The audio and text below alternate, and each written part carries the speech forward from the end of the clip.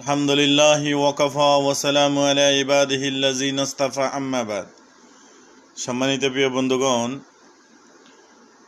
আল্লাহ সুবহানাহু ওয়া তাআলার উপরে ইয়াকিন আর গেরে বিশ্বাসের ঈমান হাসিল করতে হবে।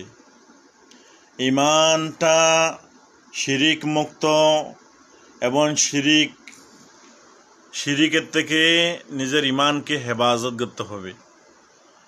এবং আল্লাহ তাআলা বলেন যে আমার কাছে কামেল ঈমান শিরিক মুক্ত ঈমান নিয়ে আসবে এবং আমি তাকে জমিন থেকে আকাশ সমান যদি গুনাহ করে আল্লাহ তাআলা বলেন আমি তাকে মাফ করে দিব। সুবহানাল্লাহ। কামেল ঈমানের হতো পাওয়ার, কামেল ঈমানদারের হতো ইজ্জত, কামেল ঈমানদারের হতো সম্মান। এই জন্য আমরা মুসলমান অনেক, প্রায় 200 কোটি মুসলমান।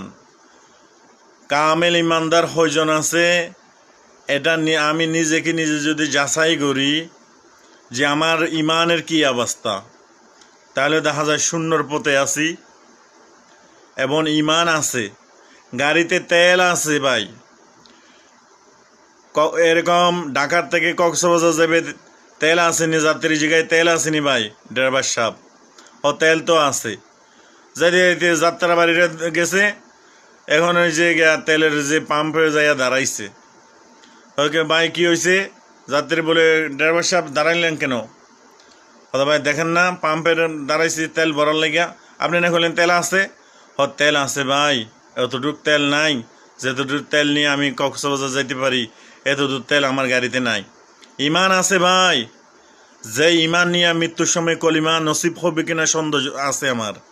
অতটুক ঈমান আছে যে ঈমান নিয়ে আমি হারাম থেকে বাঁচতে পারি না, যে ঈমান নিয়ে আমি গীবত থেকে বাঁচতে পারি না, যে ঈমান নিয়ে পরনিন্দা থেকে বাঁচতে পারি না, যে ঈমান নিয়ে আমি এরকম ঘুষ খাই, সুদ খাই, যে ঈমান নিয়ে নামাজ ত্যাগ করি, যে ঈমান নিয়ে এরকম।